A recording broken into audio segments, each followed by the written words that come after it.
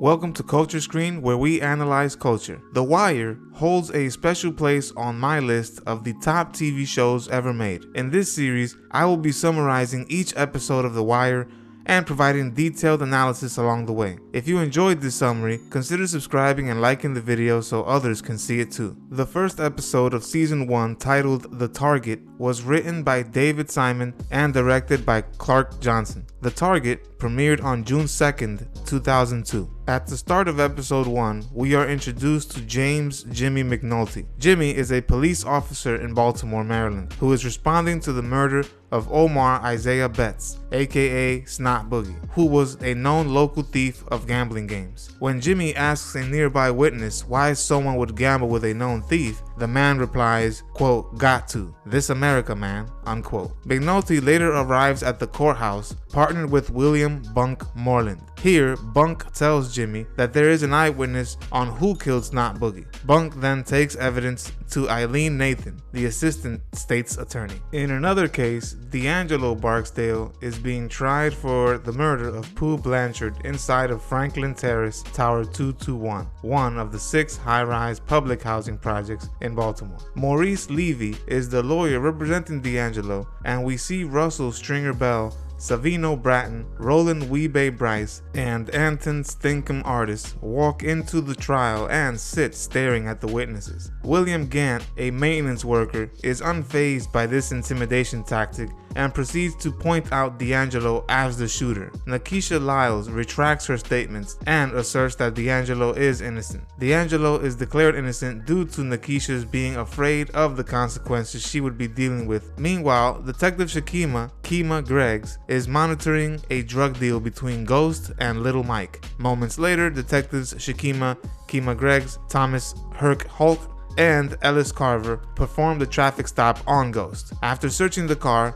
they find drugs, cash, and one gun. Kima is of course disappointed in the crew when she quickly searches the back seat and finds an additional gun that neither Herc or Carver found. After D'Angelo is acquitted, the judge presiding over the case, Judge Daniel Fellon, asks to speak to McNulty. Judge Fellon is intrigued as to why McNulty was at the case if it wasn't assigned to him. McNulty tells Fellon that Avon Barksdale is the kingpin that runs the drug trade in West Baltimore. McNulty also informs Fellon that the Barksdale organization has been responsible for multiple murders, multiple counts of witness tampering, and have yet to be investigated by the Baltimore Police Department. Back at the office, Kima instructs Herc to send the evidence to the Evidence Control Unit, or ECU. The Narcotics Unit Lieutenant, Cedric Daniels, is called into a meeting with 3 high-ranking officials: Deputy Commissioner of Operations, Irvin Burrell, Narcotics Unit Commander, Major Raymond Forster, and Homicide Unit Commander,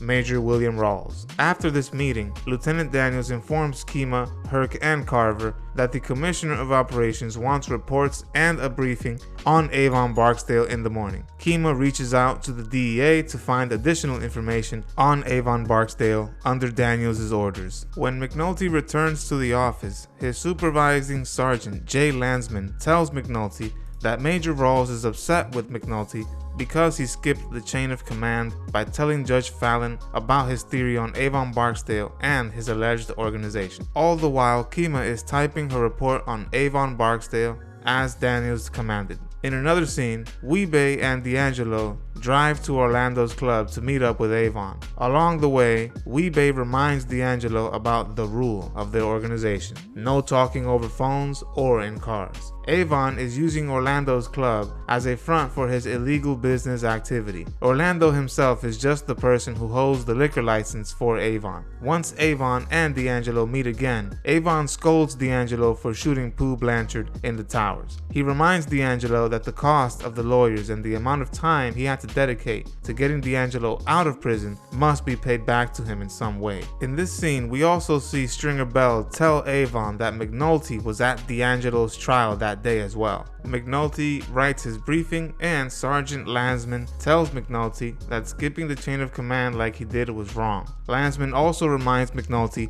that if he does not change, he will likely end up working in a department he hates. At this moment, McNulty jokingly replies to Landsman that he would hate to work in the Marine unit. D'Angelo finally arrives at the Franklin Terrace, Tower 221. Stringer Bell approaches D'Angelo and demotes him to work at the McCullough Homes Public Housing, aka the Pit. At the Pit, D'Angelo would supervise Wallace and Bodie. The narcotics unit commander, Major Raymond Forster, commands Daniels to work with the state's attorney's office to assemble a team of detectives to investigate the Barksdale organization. Back at the Pit, Reginald Cousins, aka Bubbles, the veteran heroin addict of the series, and Johnny Weeks, a newbie to the drug game, are printing counterfeit cash to buy drugs with. Bubbles proceeds to purchase drugs using the fake currency from Malik Carr, aka Pooh. In a later scene, when D'Angelo counts Pooh's money, he scolds Pooh for accepting a fake counterfeit note. D'Angelo warns Pooh that he will be demoted if this happens again. That same night, Johnny convinces Bubbles to let him print the counterfeit money the following day. Johnny is of course caught and later beat down by Bodie, Pooh,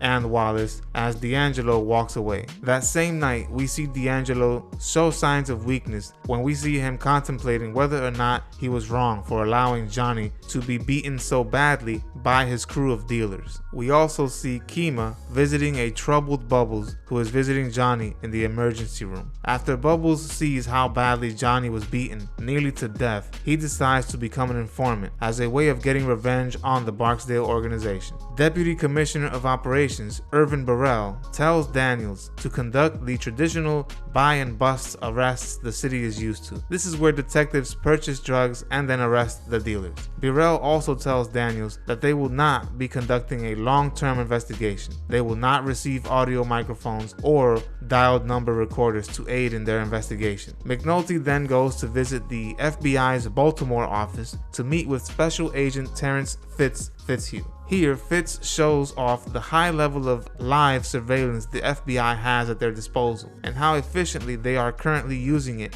on a current case. McNulty is amazed that the people inside cannot see the cameras the FBI has because of how small they are. Fitz later informs McNulty that his entire team is being transferred away from investigating drugs to counterterrorism. The detectives on the Barksdale case come together for the first time. Daniels arrives with detectives Herc and Carver, while Rawls sends detectives McNulty and Santangelo. The Baltimore City State's Attorney's Office sends narcotics attorney Rhonda Perlman. McNulty asserts they will need a wiretap in order to guarantee convictions on the Barksdale organization. Daniels counters McNulty by telling him that they will be following a more traditional hand-to-hand buy-bust model instead of wiretapping. Daniels asserts that by getting the low-level drug dealers, they will be able to build a case against the Barksdale organization. By this point, we know Daniels is following along with whatever Irvin Burrell orders him to do, and not necessarily what he knows will actually work to bring down the Barksdale organization. Later in a bar, McNulty complains to Bunk about the small amount of time he gets to spend with his kids due to his ex-wife.